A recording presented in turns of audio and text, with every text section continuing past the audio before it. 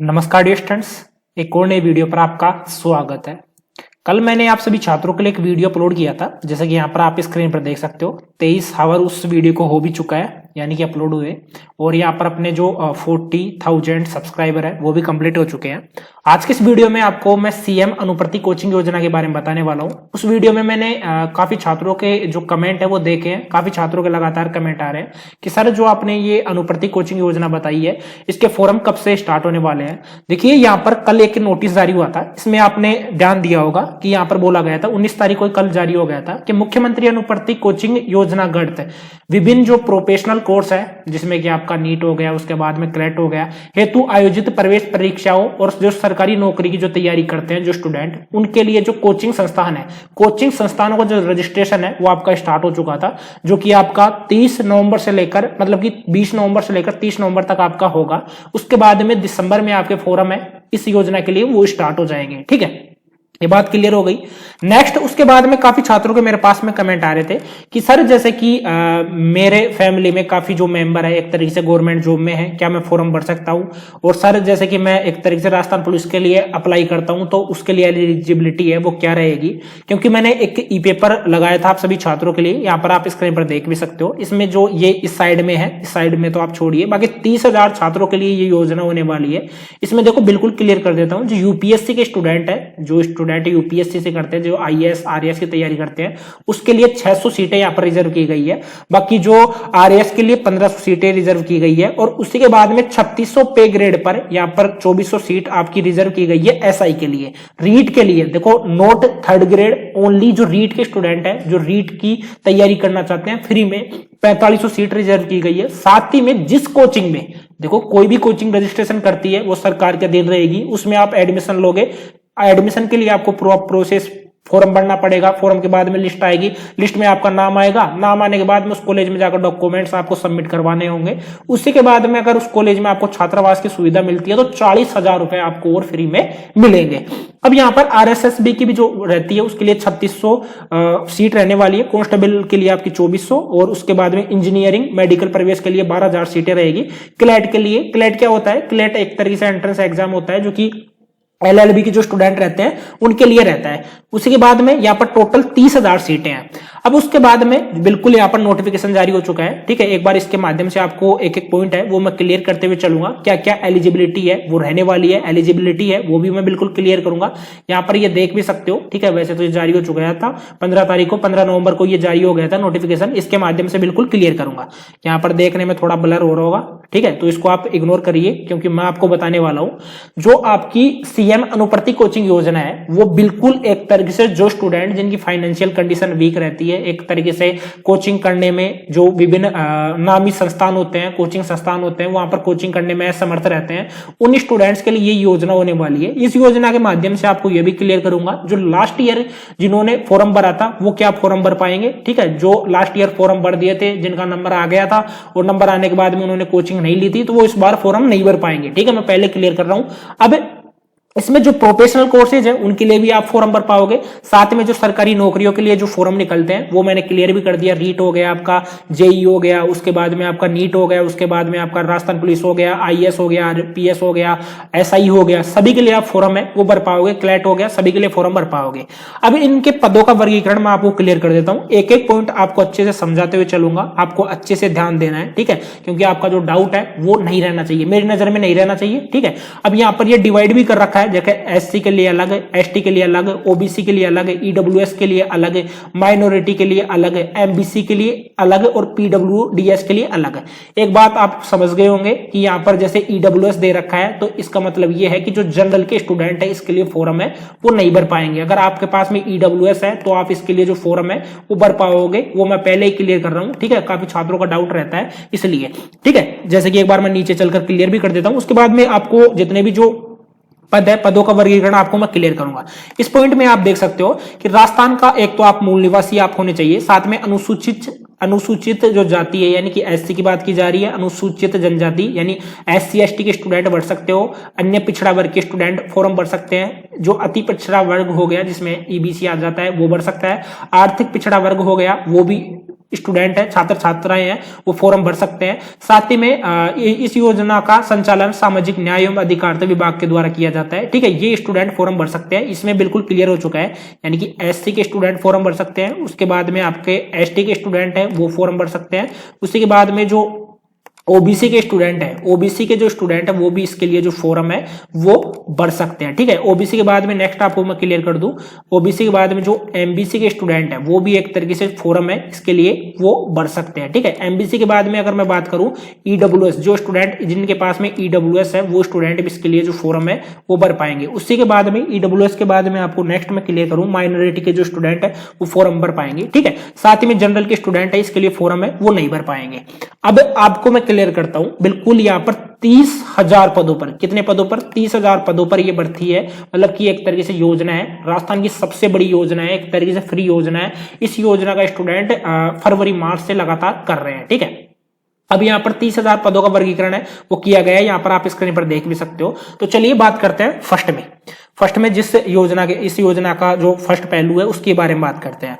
यहाँ पर देख सकते हो यूपीएससी, ठीक है, यूपीएससी द्वारा जो आयोजित सिविल सेवा परीक्षा है उसकी बात की जा रही है। इसमें आपको राशि कितनी मिलेगी? देखो, एक तो परिणामोन्मुख कोचिंग संस्थान है, यानी कि जो नामी कोचिंग संस्थान है उनके लिए तो आपको 75,000 रुपए है वो दिए जाएंगे, और ये योजना का फायदा आप ओनली 1 साल के लिए उठा सकते हो।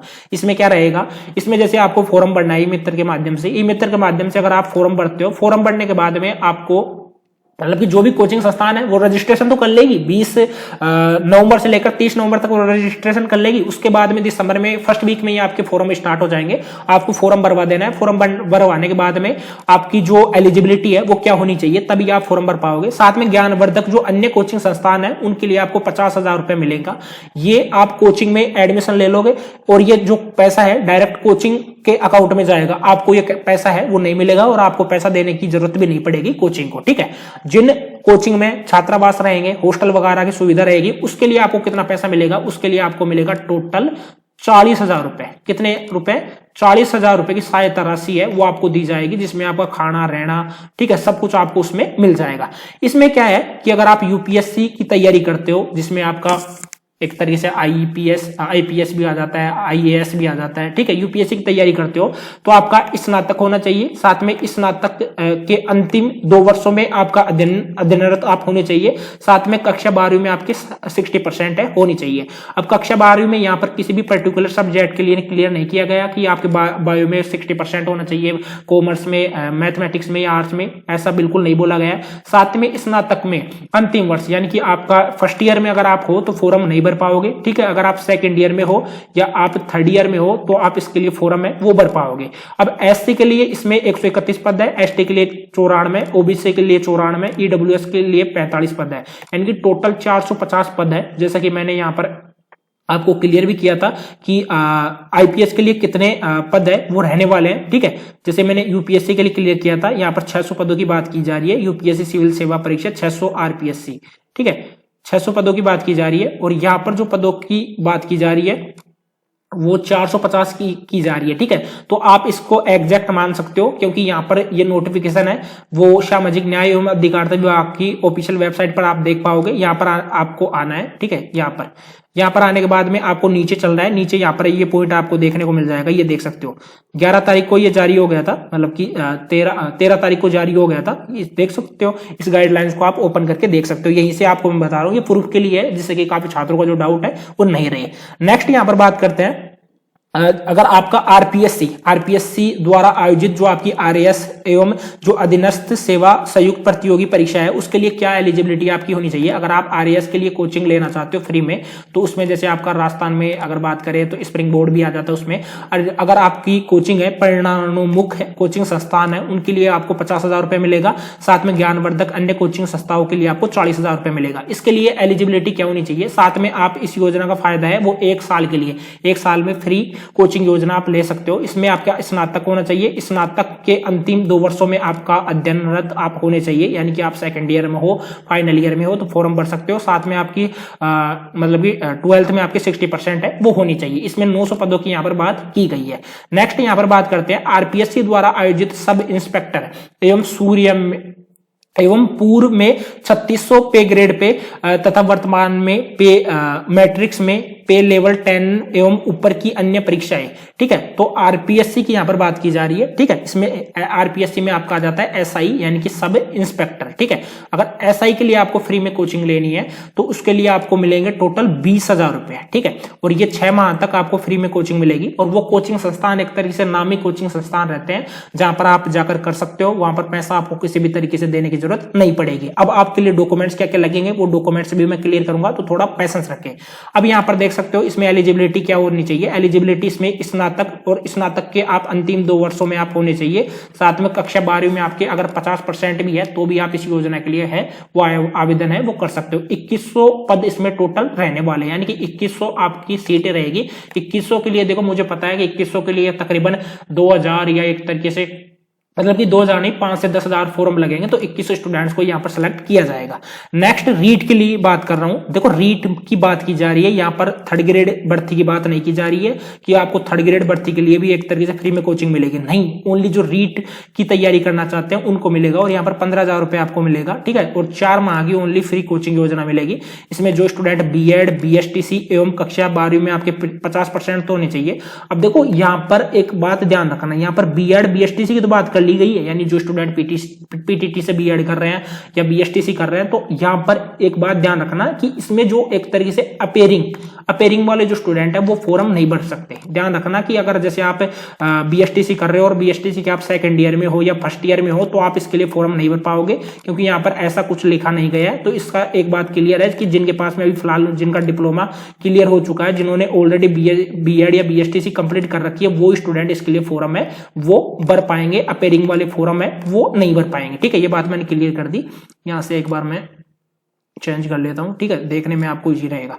ठीक है, नेक्स्ट यहां पर बात करें इनके पदों के वर्गीकरण है वो देख सकते हो। यहां पर बिल्कुल SC ST इसके हिसाब से दे रखा है। आपके टोटल 2850 पदों की यहां पर बात की गई है। ठीक है, नेक्स्ट बात करते हैं यहां पर।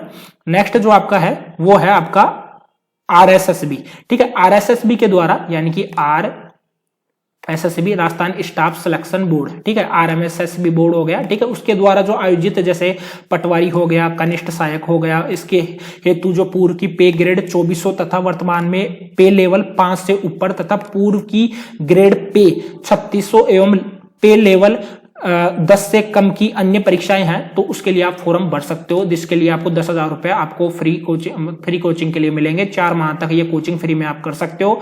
नामी कोचिंग से आपका स्नातक में अध्ययनरत जो स्टूडेंट है वो फॉर्म भर सकते हैं। अध्ययनरत की बात की गई है, यहाँ पर एक तरीके से 2 साल की बात नहीं की गई है। इसका मतलब है कि जो फर्स्ट ईयर में जो स्टूडेंट है वो भी इसके लिए फॉर्म में भर सकते हैं, क्योंकि यहाँ पर 2 साल की बात नहीं की गई है। साथ में 12वीं तथा RSCIT अथवा कंप्यूटर कोर्स या ओ लेवल का आपने अगर 12वीं पास कर रखा है, आपके पास में RSCIT का सर्टिफिकेट है और कंप्यूटर में ओ लेवल का सर्टिफिकेट है तो भी फॉर्म भर सकते हो। साथ में उच्च स्तरीय कंप्यूटर सर्टिफिकेट जिसमें कि अगर आपने BCA MCA वगैरह कर रखा है तो भी फॉर्म भर सकते हो। अगर आपके पास में डिप्लोमा है तो भी फॉर्म भर सकते हो। और कक्षा आपके 12 में 50% होना चाहिए। अगर आपके 49% भी है और आपके पास में ऊपर की जितनी भी जो डिटेल्स दी गई है, एलिजिबिलिटी है, योग्यता है, वो आपके पास में कंप्लीट है तो फॉर्म नहीं भर पाओगे। यहाँ पर भी आपकी 50% होनी चाहिए। पदों का वर्गीकरण देख सकते हो, SC ST EWS OBC MBC। ठीक है, इसमें 3600 रहने वाली है। कांस्टेबल परीक्षा की बात करें तो इसमें आपको 10,000 रुपए आपको दिए जाएंगे फ्री कोचिंग के लिए। 4 माह तक आप इस योजना का फायदा उठा सकते हो। कक्षा 10वीं में अगर आपके पास में 50% परसेंटेज थी तो आप फॉर्म भर सकते हो। 2400 पदों के लिए ये रहने वाला है, यानी कि 2400 सीट आपको फ्री में मिलेगी। बाकी इसके लिए फॉर्म है, मुझे पता है कि हजारों में लगेंगे, तकरीबन मान सकता हूं कि यहाँ पर 15 से 20,000 फॉर्म इसके लिए लग सकते हैं। ठीक है, बैंकिंग बीमा की विभिन्न परीक्षाएं हैं उनके लिए भी यहाँ पर बात की गई है। इसके लिए भी 2,000 रुपए आपको मिलेंगे जो कि 6 माह तक रहने वाले हैं। UGC से मान्यता प्राप्त जो संस्थाएं हैं उनमें स्नातक की आपके पास में डिग्री होनी चाहिए। 50% अंक है। इसके लिए 900 पदों का वर्गीकरण किया गया है। साथ में RRB देखो रेलवे रिक्रूटमेंट के लिए भी यहाँ पर बात की जा रही है। बाकी यहाँ पर मैं एक बार देख लेता हूँ। ठीक है, तो देखिए ये आप खुद से देख सकते हो, ये जैसे कि यहाँ पर रेलवे रिक्रूटमेंट बोर्ड आरआरबी की भी बात की गई है, यहाँ पर भी 20,000 रुपए आपको मिलेंगे। ठीक है, यहाँ पर 20,000 6 माह तक आपको मिलेगी फ्री में। और कक्षा 12वीं में अगर आपके 50% है तो भी आप फॉर्म भर सकते हो। इसके लिए 900 पदों का आपको रिक्त वैकेंट दिया गया है। 900 पद आपको दिए गए हैं यूपीएससी द्वारा आयोजित जो कंबाइंड डिफेंस सर्विसेज है। देखो इन जो भर्ती है, मैं पहले क्लियर कर रहा हूँ कि ये जो अभी ये जो आए हैं, ठीक है, ये भर्ती आई है, ठीक है, इनके लिए इस ई पेपर में वर्गीकरण नहीं किया गया है। अब मुझे नहीं पता है ये क्यों नहीं किया गया है, क्योंकि यहाँ पर देख सकते हो इसमें आरएसएसबी के बारे में, कांस्टेबल, इंजीनियर, मेडिकल, प्रवेश, इनके बारे में क्लियर किया गया है और इनको जोड़कर टोटल 30,000 किए गए हैं। अब ये किस हिसाब से है एक बार खुद से आप चेक कर लेना। ठीक है, यहाँ पर भी 40,000 रुपए आपको नामी कोचिंग के लिए और बाकी 25,000 रुपए ज्ञानवर्धक एवं कोचिंग संस्थानों के लिए। ये भी योजना 1 वर्ष के लिए आपको रहेगी अगर आपने स्नातक कर रखा है और स्नातक के अंतिम वर्ष में हो, 2 वर्षों में नहीं, फाइनल ईयर में हो तो ही आप फॉर्म भर सकते हो। और कक्षा 12th में आपके 50% होने चाहिए। ठीक है, नेक्स्ट बात करते हैं, ये आपका है जेई की। ठीक है, जो स्टूडेंट नीट या जेई की तैयारी कर रहा है वो भी यहाँ पर फ्री में कोचिंग ले सकता है नीट या जेई की। इसमें क्या रहेगा, 17,000 रुपए तो आपको जो मतलब की परिणामोन्मुख कोचिंग संस्थानों के लिए दिया जाएगा और ज्ञानवर्धक अन्य कोचिंग संस्थाओं के माध्यम से 55,000 रुपए आपको प्रतिशत दिया जाएगा। देखो ये सब थोड़ा बोलने में मुझे थोड़ी प्रॉब्लम हो रही है, तो आप इस चीज को मीन मत करना। मुझे पता है काफी स्टूडेंट कमेंट कर देते हैं सर आपसे ये बोला नहीं जा रहा, काफी बार हो जाती है ऐसी प्रॉब्लम। ठीक है, तो उसको इग्नोर करना। नेक्स्ट यहाँ पर देख सकते हो एलिजिबिलिटी देख सकते हो, और ये योजना है आपको 2 साल मिलेगी। जो आपको नीट की तैयारी है या एक तरीके से मतलब नीट की तैयारी है या जेई की तैयारी है, इसकी कोचिंग आपको 2 साल तक मिलेगी। और 2 साल जैसे इसमें काफी बड़े कोचिंग होते हैं, एलन हो गया, पीडब्ल्यू हो गया, इनसे भी आपको कोचिंग है वो मिल सकती है। देखो अगर ये कोचिंग संस्थान जैसे एलन रजिस्ट्रेशन करता है इस योजना के लिए, और वो बिल्कुल एसएसओ आईडी के माध्यम से कर पाएगा, वहां पर एक पोर्टल होता है एसजेएमएस पोर्टल, वहां पर कर पाएगा। ठीक है, अगर वो करता है तो बिल्कुल यहाँ पर आपको इस योजना का फायदा मिलेगा। और कक्षा 10वीं में 50% है आपके पास में, और अंक आपके 11वीं में 12वीं में अध्ययनरत आप हो और 12वीं आपने उत्तीर्ण कर रखी है तो आप ये फॉर्म भर सकते हो। और मतलब कि आप कक्षा 10 में हो, 10 मतलब कि कक्षा 10 में तो आपकी 50% होनी चाहिए। अगर आप 11वीं में हो और 12वीं में 11वीं आपने पास कर लिया, 12वीं में हो और या 12वीं आपने पास कर लिया तो भी आप फॉर्म भर सकते हो। एवं कक्षा 10वीं उत्तीर्ण होनी चाहिए, किए हुए 3 वर्ष से अधिक समय नहीं बीता हुआ होना चाहिए। अगर आपने 10th पास कर लिया और 10th पास करने के बाद में आपके 3 साल हो चुके हैं और चौथे साल आप फॉर्म भर रहे हो तो फॉर्म आप नहीं भर पाओगे। यानी कि ये तो क्लियर हो चुका है कि जैसे आपने 2016 में आपने पास किया, मतलब कि 2022 में आपने पास किया, तो आपका जो मतलब कि आप 2025 में इसके लिए फॉर्म है वो नहीं भर पाओगे। ठीक है, ध्यान रखना 2024 में इसके लिए फॉर्म है वो भर पाओगे। इसके लिए 12,000 सीटों का रिजर्व यहाँ पर की गई है। नेक्स्ट बात करते हैं क्लेट के लिए। बिल्कुल ये एक तरीके से एलएलबी के लिए एंट्रेंस एग्जाम रहता है। ठीक है, इसके लिए जो परिणामोन्मुख जो कोचिंग संस्थान है उनके लिए 40,000 रुपए फ्री मिलेंगे और ज्ञानवर्धक के लिए 25,000 रुपए। ये योजना 1 वर्ष के लिए आपको फायदा मिलेगी। इसमें एलिजिबिलिटी योग्यता क्या होनी चाहिए, एक तो आपकी 10th पास होनी चाहिए, 10th में आपकी 50% होनी चाहिए, और कक्षा 11th में या 12वीं में अगर आप अध्ययनरत हो, यानी कि आप फिलहाल 11th में पढ़ रहे हो या 12वीं में पढ़ रहे हो या 12वीं पास आपने पास कर लिया तो भी आप इसके लिए फॉर्म भर पाओगे। और दूसरा है कि कक्षा 10वीं आपने मतलब कि कक्षा 10वीं को पास किए हुए आपको 3 वर्ष से ज्यादा नहीं होना चाहिए। ठीक है, इतना समय नहीं होना चाहिए तो आप फॉर्म नहीं भर पाओगे। ठीक है, बाकी 11वीं 12वीं में 12वीं पास कर लिया तो फॉर्म भर पाओगे। 600 पदों को मतलब कि 600 एक तरीके से सीट है इसके लिए वैकेंट रहती है। अब यहाँ पर बात की गई है CAFC CUT मैं आपको पहले क्लियर कर देता हूं। जो आपका CUET रहता है ये एक तरीके से कॉमन यूनिवर्सिटी एलिजिबिलिटी टेस्ट रहता है, यानी कि आपकी जितनी भी जो सेंट्रल यूनिवर्सिटी रहती है, जैसे कि बात करें DU की यानी दिल्ली यूनिवर्सिटी की बात करें, तो अगर आपको वहां पर MCA वगैरह करना है या आपको BA BSc BCom BBA करना है, ME MSc MCom करना है तो उसके लिए CUT लगता है, कॉमन यूनिवर्सिटी एलिजिबिलिटी टेस्ट लगता है। तो उनके लिए भी यहाँ पर कोचिंग मिलती है। उसके लिए 40,000 रुपए आपको दिए जाते हैं। ज्ञानवर्धक कोचिंग के द्वारा आपको 25,000 रुपए दिए जाते हैं। देखो ये परिणामोन्मुख जो कोचिंग है वो आपकी नामी कोचिंग रहती है, और जो ज्ञानवर्धक रहती है ये थोड़ी एवरेज कोचिंग रहती है। ठीक है, इनके लिए आपको 40,000 रुपए तक की सहायता राशि दी जाती है, इसके लिए 25,000 तक की दी जाती है। ये 1 वर्ष तक आप इसमें तैयारी कर सकते हो। इसमें देखो CAFC CUT हो गई, साथ में CS यानी कंप्यूटर साइंस हो गया, EED हो गया। ठीक है, उसके बाद में CAMA AFC हो गया। ठीक है, ये CUT प्लस में है तो इनके लिए भी आप आवेदन कर सकते हो। बिल्कुल इसमें 10th पास होनी चाहिए। अगर आपके 50% है 10th में तो आप फॉर्म भर सकते हो, कक्षा 11th में हो तो फॉर्म भर सकते हो, 12th में हो फॉर्म भर सकते हो, 12th पास कर लिया है तो भी फॉर्म भर सकते हो। एक बात ध्यान रखना कि 10वीं के बाद में 3 साल से ज्यादा समय आपका नहीं होना चाहिए, तो फॉर्म आप नहीं भर पाओगे। ठीक है, 800 पदों का वर्गीकरण इसमें किया गया है।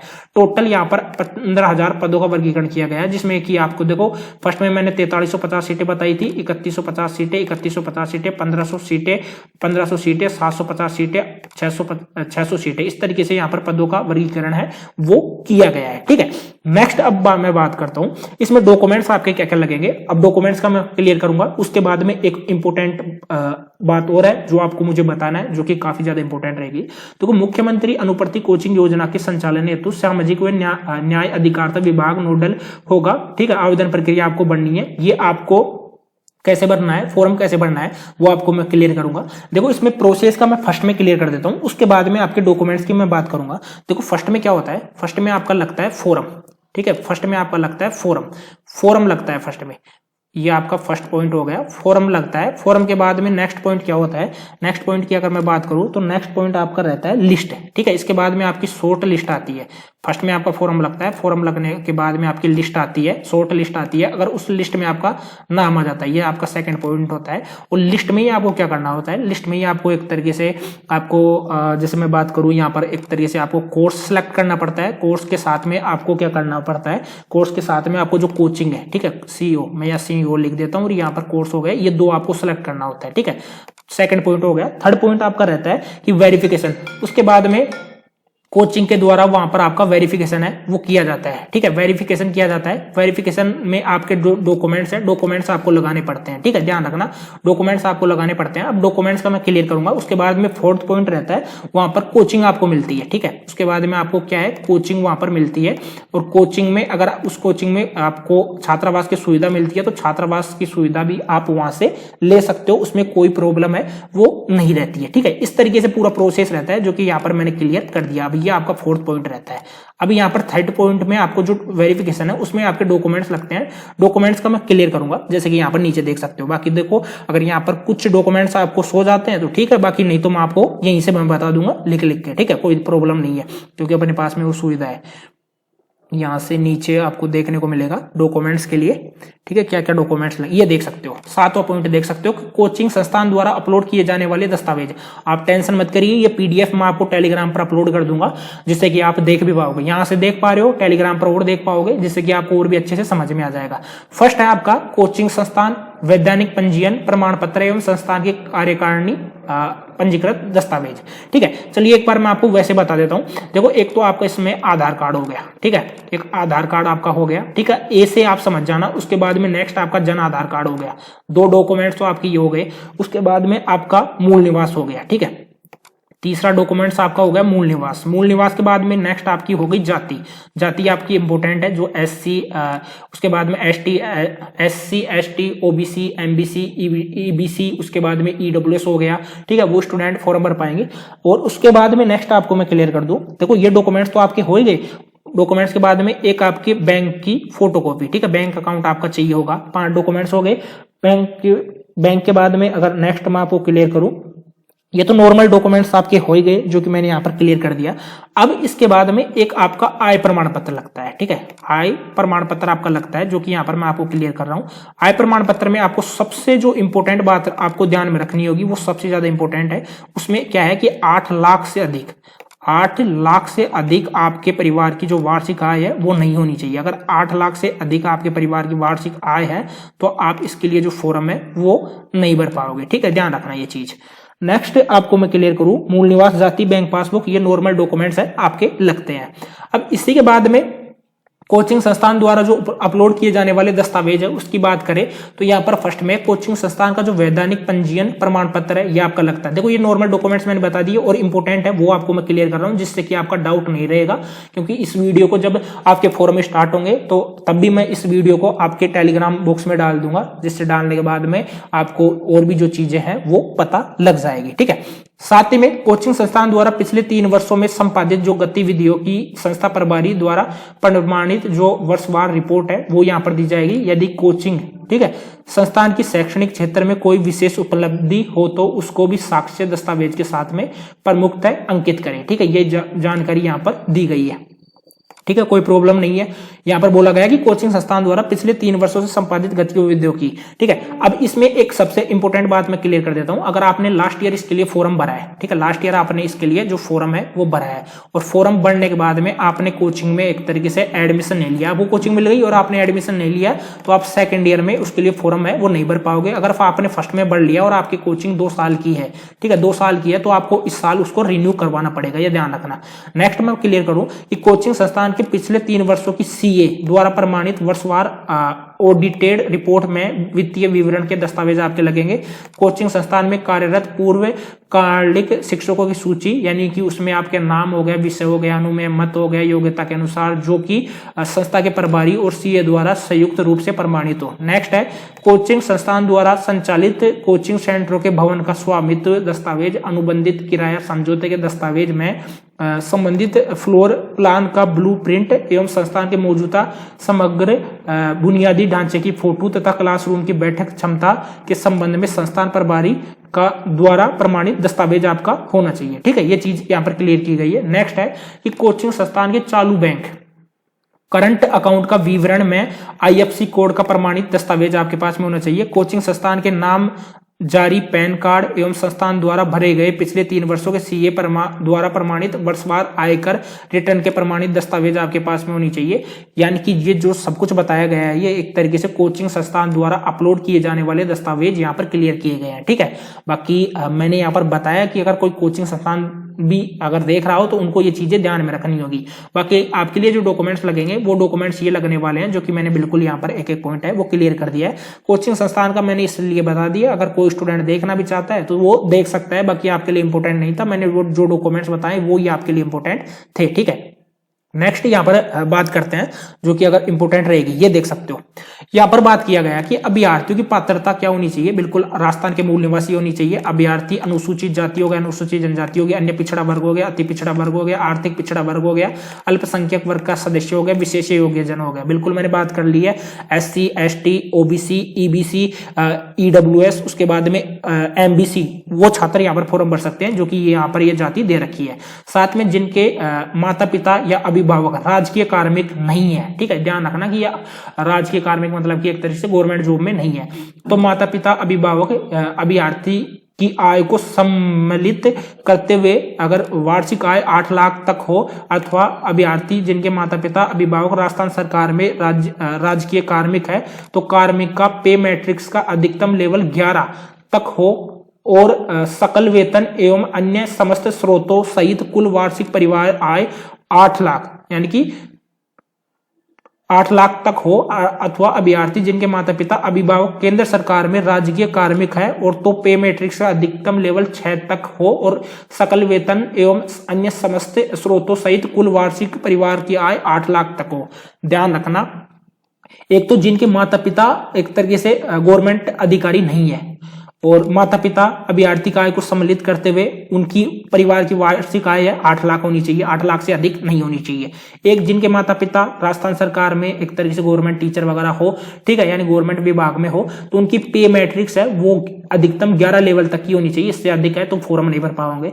साथ ही में जिनके अभिभावक केंद्र सरकार में राजकीय कार्मिक हो तो उनके पे मैट्रिक्स का अधिकतम लेवल 6 तक हो और सकल वेतन एवं अन्य स्रोतों सहित कुल वार्षिक आय 8 लाख से अधिक ना हो तो ही फॉर्म आप भर पाओगे। ठीक है, ये पॉइंट क्लियर हो चुका है। नेक्स्ट है कि विद्यार्थी द्वारा पूर्व में राज्य सरकार की इस निःशुल्क कोचिंग योजना का लाभ प्राप्त नहीं किया गया है कि पोर्टल द्वारा स्वतः ही जांच की जाएगी। यदि योजना का लाभ लेने से तात्पर्य यह होगा कि विद्यार्थी द्वारा पूर्व के किसी सत्र में योजनागत चयनित होकर कोचिंग संस्थान में ज्वाइन नहीं लिया हो। मैंने फर्स्ट में क्लियर किया था कि ऐसा स्टूडेंट जिसने पिछले साल फॉर्म भर दिया था किसी भी योजना के लिए, ठीक है, जिसमें आपका राजस्थान पुलिस हो गया, SSC हो गया, नीट हो गया, ठीक है, नीट के बाद में JEE हो गया, अगर किसी के लिए भी अप्लाई कर दिया था और उसको कोचिंग मिल गई थी और उसने वहां पर जाकर एडमिशन नहीं लिया तो वो इस योजना के लिए फॉर्म फॉर्म नहीं भर पाएगा। योजना के आवेदन में भरे गए सभी तथ्य, जानकारी तथा अपलोड किए गए समस्त दस्तावेज पूर्ण एवं सत्य होने के संबंध में पोर्टल पर विद्यार्थी द्वारा स्वयं घोषणा का कॉलम मार्क किए बगैर आवेदन पोर्टल पर सबमिट नहीं हो सकेगा। ठीक है, यहाँ पर क्लियर किया गया है कि होकर कोचिंग संस्थान में ज्वाइन कर लिया गया हो, योजना के आवेदन में भरे गए सभी तथ्य एवं जानकारी तथा अपलोड किए गए समस्त दस्तावेज पूर्ण एवं सत्य होने के संबंध में पोर्टल पर विद्यार्थी द्वारा स्वयं घोषणा का कॉलम मार्क किए बगैर आवेदन पोर्टल पर सबमिट नहीं हो सकेगा। ठीक है, ये ध्यान रखना। ये बातें थी जो कि मैंने क्लियर कर दी है। साथ ही में अभ्यर्थियों द्वारा आवेदन प्रक्रिया है वो बिल्कुल आपको करनी है। यहाँ पर विज्ञप्ति जारी कर दी गई है। ठीक है, आपको SSO ID के माध्यम से फॉर्म है वो भरना है। अभ्यर्थियों द्वारा निर्धारित पात्रता के अनुसार फॉर्म भरना है। 10वीं 12वीं की अंक तालिका फॉर्म में आपको मैंने क्लियर किया, 10वीं 12वीं की अंक तालिका आपकी लगेगी, डॉक्यूमेंट्स आपके सबमिट होने वाले हैं। ठीक है, और तो कुछ यहाँ पर इंपॉर्टेंट दिया नहीं गया है जो कि आपको यहाँ पर मैं बता सकूं। ठीक है, जितनी भी जो चीजें हैं वो मैंने एक एक पॉइंट आपको क्लियर कर दिया है। सबसे इंपॉर्टेंट बात है 40,000 रुपए आपको अतिरिक्त देखने को मिलेगा। जैसे कि देख सकते हो कि छात्र छात्राओं को आवास, भोजन इत्यादि के लिए 40,000 रुपए दिया जाएगा। 40,000 उनको ही मिलेगा जो एक तरीके से जिस कोचिंग में एक तरीके से वहां पर आपको कोचिंग फ्री के साथ में अगर छात्रावास भी उपलब्ध है तो 40,000 रुपए सरकार के द्वारा आपको दिया जाएगा, जिसमें राशि आवास हो गया, भोजन का भत्ते के रूप में आप उपलब्ध कराई जाएगी, बशर्ते उन्हें योजनागत चयनित होने के उपरांत संबंधित सूचीबद्ध कोचिंग संस्थान में ज्वाइनिंग के फलस्वरूप इस कोचिंग के लिए अपना आवास छोड़कर किसी अन्य शहर में इस कोचिंग के लिए आकर किराए पर रहना पड़े। ठीक है, ये ध्यान रखना। ठीक है, ये बातें क्लियर की गई है। साथ ही में कि 2 वर्षीय पाठ्यक्रम तथा मेडिकल इंजीनियरिंग के अभ्यर्थी एक बार की ही मेरिट जारी की जाएगी। इस पाठ्यक्रम के द्वितीय वर्ष की कोचिंग में ऑनलाइन ज्वाइन करने हेतु पृथक से मेरिट जारी नहीं की जाएगी। ठीक है, ये ध्यान रखना। बाकी ये डॉक्यूमेंट्स लगाने थे आपको, जो कि ये डॉक्यूमेंट्स लगा सकते हो। बिल्कुल एक एक पॉइंट आपको क्लियर कर दिया है। अगर आपका कोई डाउट रहता है तो कमेंट बॉक्स में कमेंट करके पूछ लेना। एक एक पॉइंट आपको मैंने क्लियर कर दिया है। बाकी ऐसा नहीं है, देखो कोई स्टूडेंट किसी दूसरी योजना के लिए अप्लाई कर रखा है तो इस योजना के लिए फॉर्म तो भर देना। अगर फॉर्म आपका एक्सेप्टेड होता है तो अच्छी बात है, नहीं होता है तो भी अच्छी बात है, कोई प्रॉब्लम नहीं है। फॉर्म आपके नेक्स्ट मंथ में यानी कि दिसंबर में इसके लिए जो फॉर्म है वो स्टार्ट हो जाएंगे, तब तक आप थोड़ा पेशेंस रखें। बाकी तो और भी जो चीजें हैं वो यहाँ पर दे रखी है, जिसको आप पढ़ना चाहते हो तो आप पढ़ भी सकते हो। बाकी इतना इंपॉर्टेंट नहीं है, PDF टेलीग्राम पर डाल दूंगा। आज के लिए इतना ही, मिलते हैं नेक्स्ट वीडियो में। Okay, bye.